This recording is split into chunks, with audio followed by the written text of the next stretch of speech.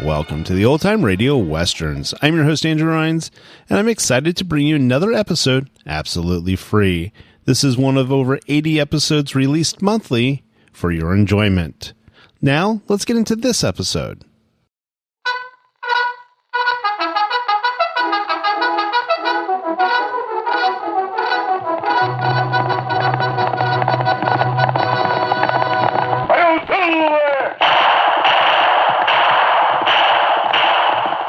Horse with the speed of light, a cloud of dust, and a hearty hi-yo silver, the Lone Ranger.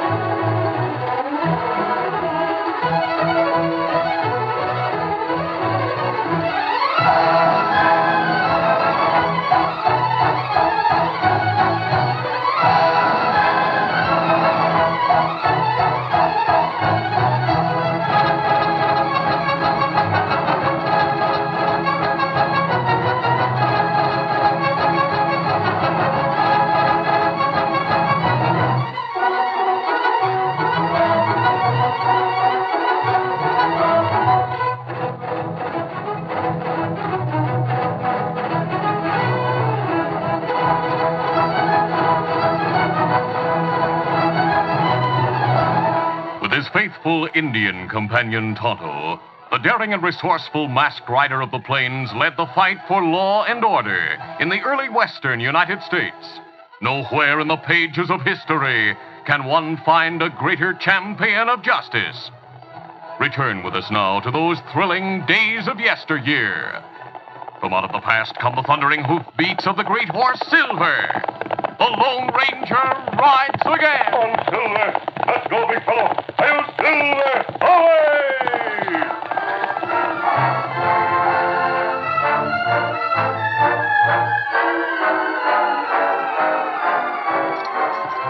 A man called Ellis Carter was a strange figure in the small southwestern town of Chanceville.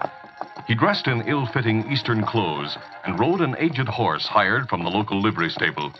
Across his back, in an oversized open cloth sack, were squares of framed canvas, brushes, and oil paints. On his way out of town on his morning excursion into the rugged hills, he stopped in front of the sheriff's office and greeted Sheriff Tom Harris. Morning, Sheriff. You're up early this morning.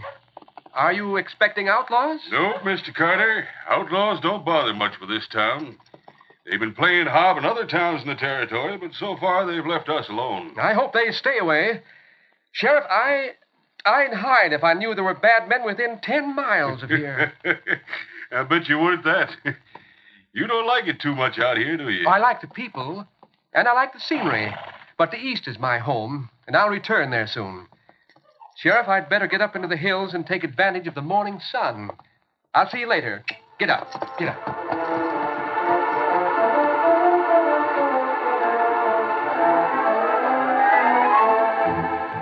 A few hours later, in a cave high in the Tree Bear Hills to the east of town, a band of 4 outlaws sat listening as their leader related a story to them. He was the notorious Frank Rhynes from Kansas Territory, a man who in the town of Chanceville was known as the artist Ellis Carter. Sure. And then I said to him, Sheriff, I'd hide if I knew there were Batmen within 10 miles of here. Frank, you're a guy. He should have been an actor, shouldn't he, Rat? He should have been. What do you think he's been doing in Chanceville these past 3 months? That's right, and the acting has been difficult. But let's get serious about this job tomorrow. The leader outlined the plans for the next day's contemplated robbery in Overland Junction, 8 miles to the east of Chanceville. When he'd completed the details, Grimes, alias Carter, prepared to leave. I'll be here at sunup. Have my horse and ranch clothes ready so I can make a quick change, huh? He'll be ready, Frank. Hey, Frank, you're not going to leave your paintings here, are you? Oh, no. Give me that sack. Here they are. You know, nobody's ever seen anything I painted. Well, maybe that's because you never painted any. That's the answer. I've been carrying the same pictures back and forth each day ever since I arrived in Chanceville. So long, boys. Till tomorrow. You're back, Carty.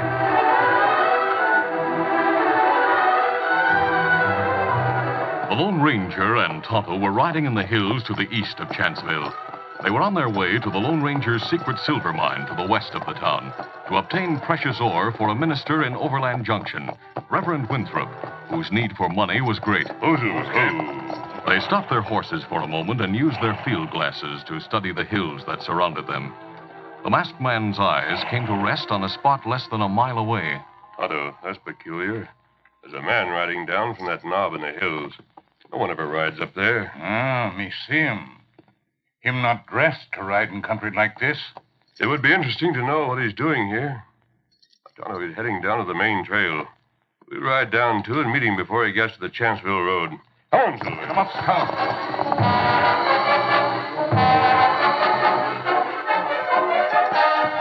The falsely named Ellis Carter stiffened in his saddle as, nearing the cross trail to Chanceville, he saw the 2 riders approaching from the hills above. They were a masked man and Indian, but their manner and greeting were friendly, and he stopped, prepared to meet them. Whoa! Oh, Silver. Oh, Look out, fella. Oh. You've no cause to be alarmed, sir. You're wearing a mask. That's true. But I assure you, my friend and I are not outlaws. We saw you and thought perhaps you were a geologist working in these hills. Your guess is wrong. I'm visiting the West to do scenes of this beautiful country. See, I'm a painter. The pseudo-artist introduced himself as Ellis Carter and told of the pictures he'd painted since his arrival from the east.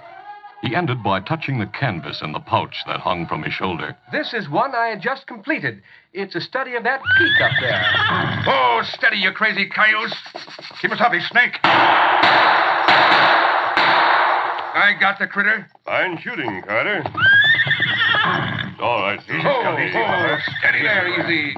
Let me hear a rattle, but not see snake right away. I heard and saw him. I hate those sidewinders. Mr. Carter, the canvas is falling from your pouch. Here, let me push it No, back. keep away. I'll fix it. There. Thank you just the same. If you'll pardon me, I'll ride on to town. Goodbye. Adios. Get up there. Well, Tonto, what do you think? Him, strange man. Very strange. He comes from the east, yet he handled that horse like a cowpoke. He drew a gun and fired as quickly as any man I've ever seen. Ah, him hit snake every shot. Yes. What's more, his manner changed during those few minutes. His vocabulary, too. Let me hear that. Call horse cayuse. Tenderfoot not do that. He also called that snake a sidewinder.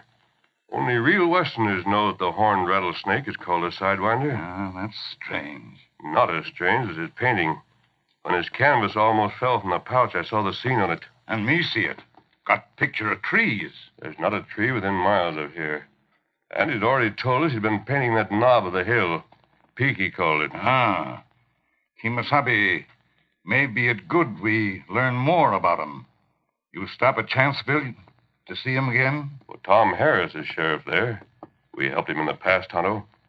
I'd like to speak to him and learn more about that man, Ellis Carter. Come on, Silver. Get him up, Scout.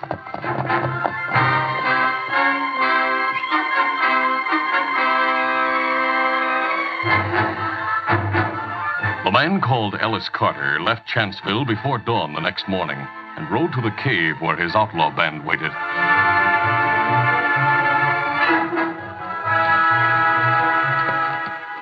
At 10 minutes past 10, the 5 men, their faces masked, held up the express company office in Overland Junction.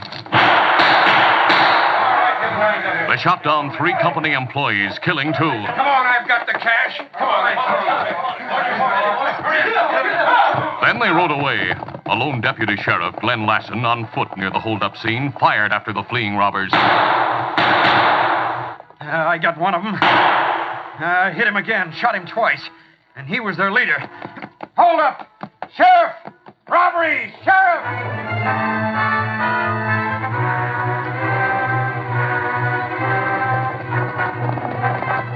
The outlaws escaped and rode back to their cave in the hills near Chanceville. But the leader, Frank Rhynes, alias Ellis Carter, had been shot twice in the shoulder and side. The outlaws, Doxy and Red, laid him gently on the ground, ripped off his shirt, and using strips of the garment, bandaged his wounds. You're bleeding pretty bad, Frank. It's not too dangerous from the looks of it, but it sure is bleeding. Yeah, it hurts a lot. Oh! I'm sorry, Frank. We're doing all we can. The bleeding's stopping some. Yeah, but look what you're using to stop it. That filthy shirt. You'll poison me. I'll get blood poisoning and die. Ah, you won't. You'll be all right, Frank. Oh, don't tell me that. I know. I need a doctor. I'm going to a doctor. Well, the only doctor's in Chanceville, and you can't go back there like this. They'd ask Get questions. these clothes off me. Don't stand there. Pull them off me. All right. Oh, Doxy, I have this whole thing figured out. Oh, I have a story to explain how I got shot. I'll tell it to the doctor and the sheriff. What is the story, Frank? I'll tell you while you remove these clothes and get me back into that artist's outfit. Hurry, will you? My side's hurting.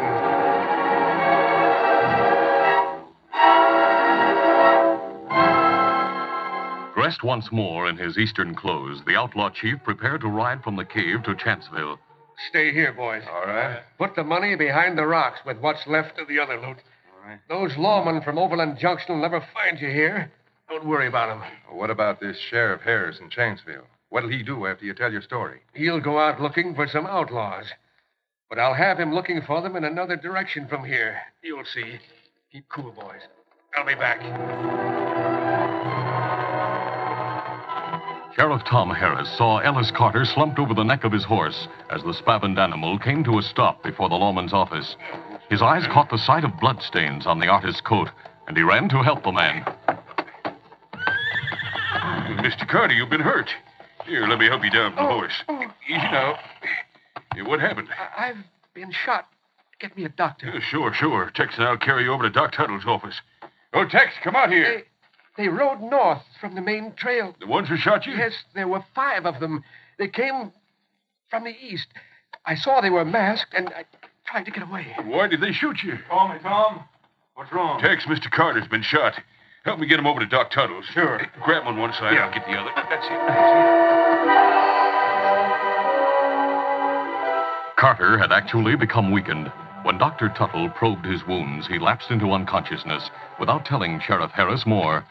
Harris and his deputy, Tex White, walked from the doctor's office and arrived at their own at the moment a horseman galloped to a stop there. Tex, there's Glenn Lassen, deputy sheriff over in Overland Junction. Yeah. Glenn, what are you doing here? Sheriff, there's been a holdup in Overland Junction. Crooks robbed the express company and got away with $11,000. They headed in this Were direction. there 5 of them? Masked? Yeah, that's right. You mean you've seen them? No, but they shot a man from this town. They're heading north of the main trail. They did. Our posse kept heading west looking for them. I was sent to ask if you'd help us search for the crook, Sheriff. The holdup wasn't in your county, But they shot a citizen of Chanceville. That brings this county into it. I'll round up a posse in a few minutes, Glenn. We'll ride with you and go north after those coyotes.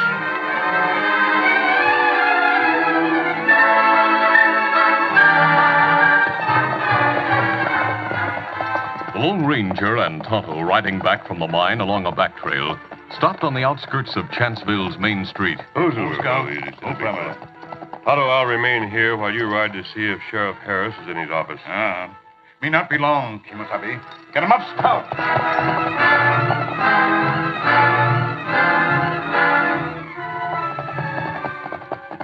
Oscar, ho, fella. Oh, Tonto, you're back in a hurry. Sheriff Harris in his office? No, Kimasabi. Nobody in town. We look every place. See nobody. If that's the case, something's wrong. I wonder if... Oh, wait. There's a man on the main street now. We'll ride to him and ask if he knows where we may locate the sheriff. Come on, Silver. Come up, Scout.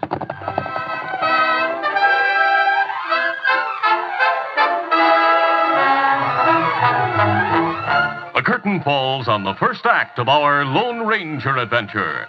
Before the next exciting scenes, please permit us to pause for just a few moments.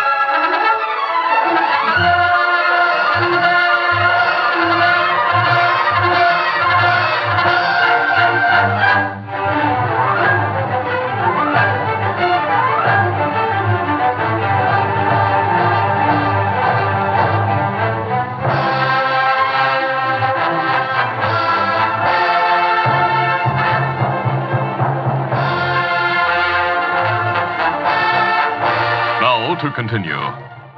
When the Lone Ranger and Tonto rode into Chanceville and hailed Dr. Tuttle, the elderly man was apprehensive, but the masked man assured him he knew Sheriff Harris, and soon the doctor told of Carter's shooting and the reason for the posse's leaving. He ended, I'd have gone with him, but I thought I'd better stay with Carter. Is Carter badly wounded? Well, he was hit in the shoulder and the side, but unless complications set in, I'd say he's in no danger of dying. No danger at all. Doctor, we met Ellis Carter yesterday. He's the reason we're in town today. May we speak with him? Well, if he's awake, I don't see why you can't. Come inside with me. When they entered the bedroom of the doctor's house, Carter was deep in the sleep of exhaustion. While Dr. Tuttle and the Lone Ranger looked at the wounded man, Tonto, standing behind them, idly studied the clothes that hung across a chair. Suddenly, his eyes gleamed and he handled the garments. Then he summoned the Lone Ranger to one side. Kimasabi, look at clothes on chair. You think maybe... Tonto whispered to the masked man. Then both examined the blood-stained clothes once more. Then the Lone Ranger turned to Dr. Tuttle. Doctor, do you mind coming into the other room? Not at all. Come on.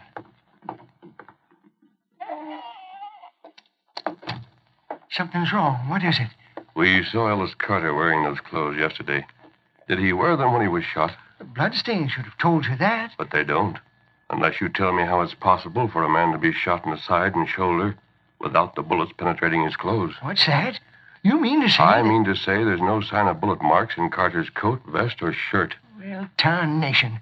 I was so busy treating him, so taken up by the excitement of their getting a posse together, I didn't bother to look at his clothes. Evidently, the sheriff didn't either. Say, what do you make of a thing like that? For the moment, nothing. There was suspicion of Carter that brought us to Chanceville. Despite his wounds, our suspicion of him is still great. That bullet business is peculiar, to say the least. Doctor, Tonto and I have a quantity of silver ingots in our saddlebags. May we leave the bags here in your office for a while? Sure, bring the bags in here. I'll lock them in the closet. What do you plan to do? Tonto and I have time before it's necessary to continue our journey. The afternoon's still young, so we're riding north to look for Sheriff Harris. The silver ingots were left in the doctor's office. Then the Lone Ranger and Tonto sped out of Chanceville, crossed the main trail, and continued northward.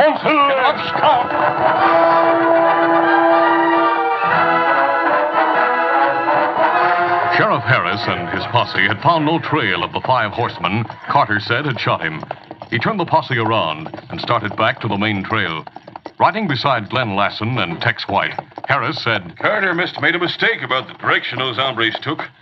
We'll go back to the main trail, see if we can't pick up their hoof prints. We should have done that right off. We thought they'd come this way, and then it... Hey, Sheriff, look. Riding this way. Yeah, 2 horsemen. Galloping like old Nick was chasing them. Whoa, who there, whoa. All right, boys, hold up. Easy. Hey, one of them's an Injun. The one on the white horse is masked. Sheriff, this could be a couple of the coyotes we're after. No, wait, man. Don't start reaching for your guns yet. We got 'em outnumbered plenty. But, Sheriff... Tex, to me, a masked man on a white horse and an Injun riding together could mean that... Doggone, that's who they are. I see 'em plain now. Hey, move aside, let me through there. Come on. Men, these are friends, not crooks.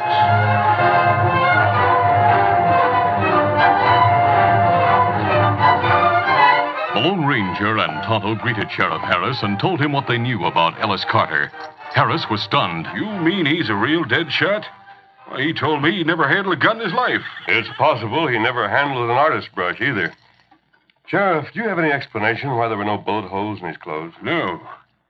See here, do you think he had anything to do with the robbery in Overland Junction? I know none of the details. If you give them to me, I'll tell you what I think. Well, Clint Lassen here saw the holdup. He even plugged the leader of the gang. Shot him twice. Sheriff, I hit him twice. You say this Carter hombre Yes, Glenn. He was shot twice also. I see what you mean. Things continue to add up, Sheriff. They sure do. Imagine that polecat making me believe he was a tenderfoot namby-pamby. He was using me, that's what he was. Well, I'm going back to Chanceville. Sheriff, Todd and I saw where Carter rode from yesterday. Those rocky hills, especially up near the knob, would be an ideal spot for a gang to hide out. And a perfect place to hide stolen money. You got something there. How far was the place from the Chanceville crossroad? Not more than 2 miles. Carter, wounded like he is, can keep. We'll look into those hills before we go back to town while there's still some daylight. Take us there, will you, please? I'll be glad to. Come on, settle there.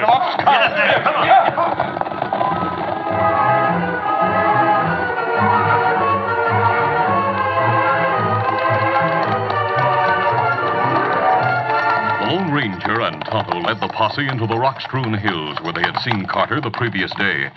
It was there that Tonto caught the first sign of life above them. Kimasabi, look. Up near peak. Yes, I see, Tonto.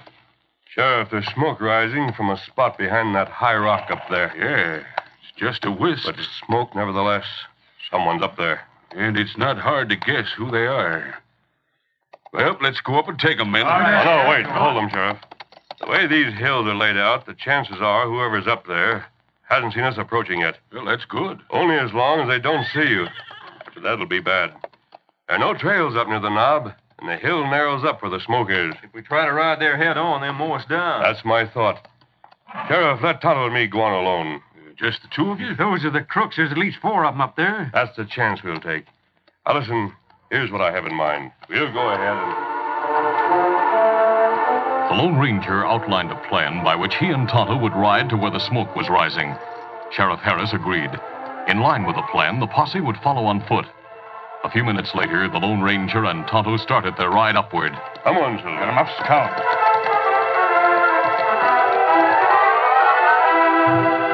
It was the crook named Doxy who, standing at the entrance of the cave, saw the masked man and Indian approaching. Red, Casey, Slim, get your guns quick. There's 2 hombres coming here. Keep them covered. All right. The 4 outlaws with guns leveled stood in the entrance to the cave.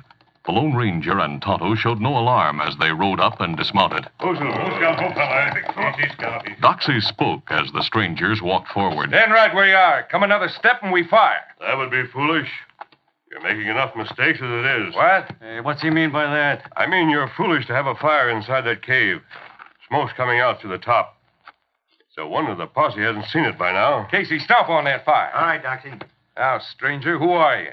Why'd you tell us about the smoke? Yeah, and what's this stuff about a posse? There's a posse from Overland Junction after you. You should know that. Don't stand out here where you might be seen. Let's go inside. Don't move. I ask who you are. If I told you a friend, let's call him Carter. If I told you he's the reason I'm here, what would you say? Carter. He sent you here? Hey, Doxy, this hombre knows something. Slim, keep your gun up. Yeah. All right, you two. Come on inside. Now stand right there, both of you. Casey, you put the fire out, huh? Yeah. Now bring that lantern over here. Sure. Here you are. Leave it on the rock there. Now, masked man, what's this about Carter? I saw him in Chanceville a few hours ago in the doctor's office. He wasn't dead when I left him. But I'll tell you this much, he hasn't a chance. They're wise to him. They are. You mean they know he's Frank Rhynes? They'll know it in a short time. I came up here to find you. Is the money safe? Yeah, it's still Hold here. it, Red. Why are you asking about the money? Why does anyone ask about money? I asked about it because I... Did you hear that? Hear what? Outside. I heard someone outside. Hey, what is this? Red, go out there, see if this hombre's right. Red hurried outside the cave and returned about a minute later. Doxy, there are men coming out of here. I could see them among the rocks about 50 feet downhill. They're coming up slow, but Don't they're let coming. them get your guns out. Let's not be trapped in this cave. Now, look, I'm in charge here. Don't try to take over. You men want to get trapped in here? That's your business. I say it's better outside. Well, he's right about that, boys. If it's a posse coming, we'll have to fight him outside. We can hold them off out there. Well, let's get out there, then. All right. I'll lead the way. Out of the way, Injun. Stay here. We'll take care of this. Me stay. Red, you get behind the big rock to the left. Right. You, Casey, sprawl out behind that ledge over there. Right, Doc. Slim, you stay with Casey. Do you mind? I'll stay with you. Get down, you crazy fool. They'll see you. Now, sprawl out, everybody. And don't shoot till you have a target. All right, stranger. You come over behind this rock with me. We can see him at any angle there. I'm with you. Is this the spot? Yeah, this is perfect. I'll kneel down here. And I'll take your gun. The Lone Ranger's gun descended on Doxy's head. As the man sprawled unconscious, the Lone Ranger grabbed his gun and, crouching low, ran to where Red had taken his position behind another rock. Red. Now, what's the matter? What are you... I had to do it that way. He took Red's gun. He turned and saw Tonto step from within the cave, where the Indian had been left, ignored. The masked man signaled to the Indian, and together they moved quietly to the boulder where Casey and Slim were crouching, their guns pointed downward between clefts in the rocks. The Lone Ranger spoke. If you'll not be using those guns, we'll take them. Let's see it. Casey, shoot! You're too slow, Casey. I'll kill you both. My wrist! It's bleeding! You shouldn't have tried to shoot. If you hadn't, you'd have enjoyed a short sleep like your partners are taking. Tonto, call down to the posse. Tell Sheriff Harris we have some presents for him.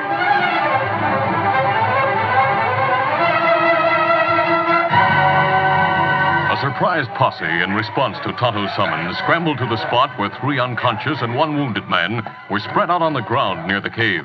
There they are, Sheriff. From what one of them said, you'll find the express company loot in the cave. These are the crooks, then, eh? Carter's men? They're the ones we're after. But they're Frank Grimes' men. You've heard of Frank Grimes? The bad man from Kansas Territory? Why, sure. Well, your friend Carter is really Frank Grimes. Hey, there's a big reward offered for him. And he'll go to you. You and nobody else. Well, if you think I'm entitled to the reward, I'll accept it. But I'll donate it to the Reverend Winthrop in Overland Junction. He's building a church there, and he needs financial help. Well, if you say so, that's what we'll do. He and all the people in the territory will be grateful. Sheriff, you have your crooks and the leaders in Chanceville.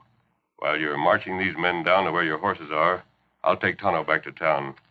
We'll see that Carter, Grimes, makes no attempt to escape. Well, that's perfect. Will you stay overnight? No, Sheriff. When Grimes is in your custody, we'll continue our journey. We have an appointment with Reverend Winthrop in the morning. We'll see you. Come, Tonto. Doggone, Sheriff, there goes a man. After all he did in a couple of hours, I'd say he was an army of men all rolled into one. And when you say that, there's still much more to say about him. You see, he's the Lone Ranger.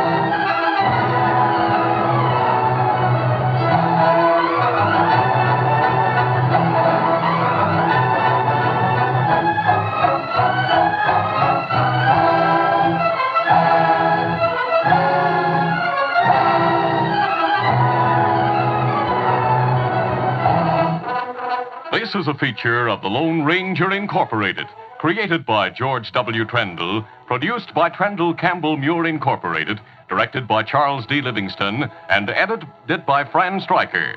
The part of the Lone Ranger is played by Brace Beemer.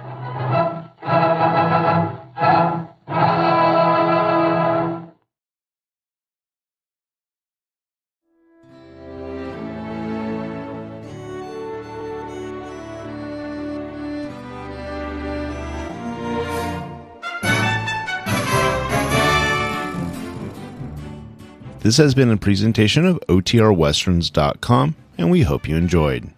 Please take some time to like and rate this episode within your favorite podcast application. Follow us on Facebook by going to OTRWesterns.com/Facebook, and subscribe to our YouTube channel by going to OTRWesterns.com/YouTube. Become one of our ranch hands and unlock some exclusive content. We want to thank our most recent ranch hands, Steve and Ron W., who joined us recently. You too can join by going to OTRWesterns.com/donate. Send us an email, podcast@OTRWesterns.com, and you can call and leave us a voicemail, 707-986-8739. This episode is copyrighted under the attribution, non-commercial, share-alike copyright. For more information, go to OTRWesterns.com/copyright. Have a great day, and thanks for listening.